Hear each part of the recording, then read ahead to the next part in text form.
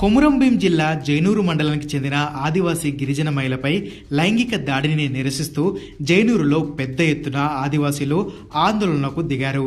నిందితుడి ఇంటిని ధ్వంసం చేశారు. రోడ్డుపై ఉన్న షాపులపై దాడి చేశారు.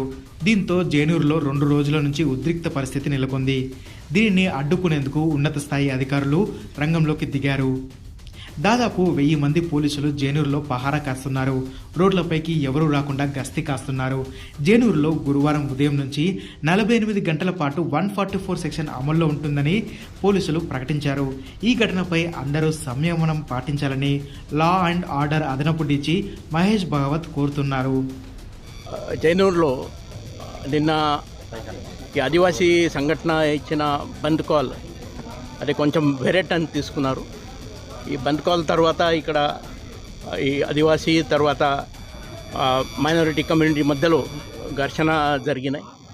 దాంట్లో చాలా ప్రాపర్టీస్, కొన్ని షాప్స్లు, తర్వాత కొన్ని వెహికల్స్ అది తగలపెట్టడం కానీ అక్కడ డ్యామేజ్ చేయడం అలాంటి సంఘటన కొన్ని జరిగినాయి.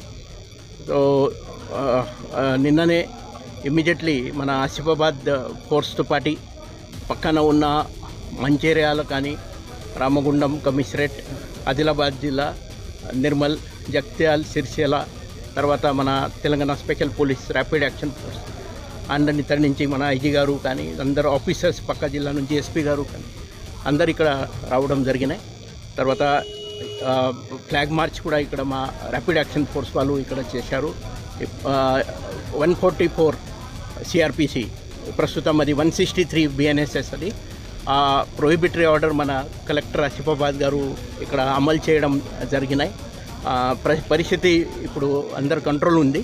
ఈరోజు పొద్దున నుంచి మా ఆఫీసర్స్తో ముందుగా మాట్లాడి ఈ కేసెస్ ఇక్కడ ఏం నమోదైంది నిన్న జరిగిన సంఘటనలు, ఆ కేసెస్ ఇన్వెస్టిగేషన్ స్పెషల్ ఇన్వెస్టిగేషన్ ఆఫీసర్గా ఎస్డిపిఓ కాగజ్ నగర్ కరుణాకర్ ఆయనకి ఎంపిక చేయడం జరిగినాయి. ఆయనతో పాటు స్పెషల్ టీం కూడా మన ఐజీ గారు డైరెక్ట్ అది సూపర్వైజ్ చేస్తారు. ఇన్వెస్టిగేట్ చేసి తొందరగా ఇన్వెస్టిగేషన్ ఫైనలైజ్ చేస్తారు.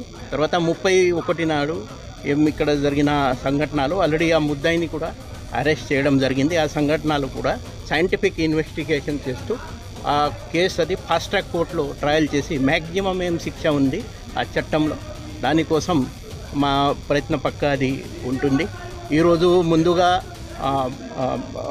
మైనారిటీ కమ్యూనిటీతో అక్కడ జైనూరులో, తర్వాత మన ఆదివాసీ బంధువులతో ఇక్కడ ఉట్నూరు పిఓఐటిడి ప్రాంగణంలో కలెక్టర్ మన ఆసిఫాబాద్ గారు, ఐజీ గారు, తర్వాత మన PO ITDA madam, SP Adilabad అందరం మనం మాట్లాడడం జరిగింది. వాళ్ళ మనసులో ఉన్న కొన్ని మాట వాళ్ళు కూడా చెప్పారు. వాళ్ళు చాలామంది నిన్న జరిగిన సంఘటనకి వాళ్ళు కూడా బాధపడుతున్నారు.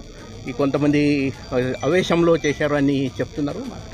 పక్కా అది చట్టం అది వాళ్ళ పని చేస్తుంది. పక్కా ఎవరెవరు మా దగ్గర ఎవిడెన్స్ ఉంది, ఎవిడెన్స్ని బట్టి సైంటిఫిక్ ఇన్వెస్టిగేషన్కి మనం ముందు వెళ్తాం. భవిష్యత్తులో మాత్రం అది ఇలాంటి సంఘటన జరగకుండా అందరు సామరస్యంతో ఇక్కడ పక్కా ఉండాలో. గతంలో ఇలాంటి సంఘటన ఆదిలాబాద్లో, ఉమ్మడి ఆదిలాబాద్ జిల్లాలో ఎప్పుడు జరగలేదు. ఫస్ట్ టైం ఇలాంటి సంఘటన నిన్న జరిగినాయి. మాత్రం భవిష్యత్తులో పక్కా ఈ ప్రివెన్షన్ కోసం మనం ముందు జాగ్రత్త చర్య అది తీసుకుంటాం. నిన్న జరిగిన సంఘటన అది ఈ సూత్రధారి ఎవరు, ఎందుకు జరిగినాయి అది కూడా పక్కా మన ఇన్వెస్టిగేషన్లో తెలిసిపోతుంది.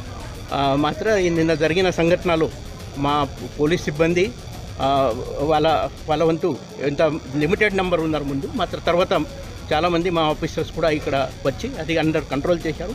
ఒకటి గొప్ప విషయం అంటే నిన్న జరిగిన సంఘటనలో ఎవరు కూడా ప్రాణ నష్టం లేవు, ఎవరు కూడా ఇంజురీ కూడా లేవు, స్వల్ప గాయాలం కూడా లేవు అని ఉంది. ప్రాపర్టీ డ్యామేజ్ అయింది. దానికోసం మన గౌరవనీయులు కలెక్టర్ గారు ఆల్రెడీ అది అసెస్ చేస్తూ మంత్రి గారు ద్వారా ముఖ్యమంత్రి గారితో కూడా మాట్లాడి ఆ కాంపెన్సేషన్ కోసం కూడా ప్రయత్నం చేస్తున్నారు.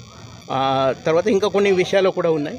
దానికి సంబంధించి కూడా మన కలెక్టర్ గారు తర్వాత పిఓఐటిడి గారు మీతో మాట్లాడారు.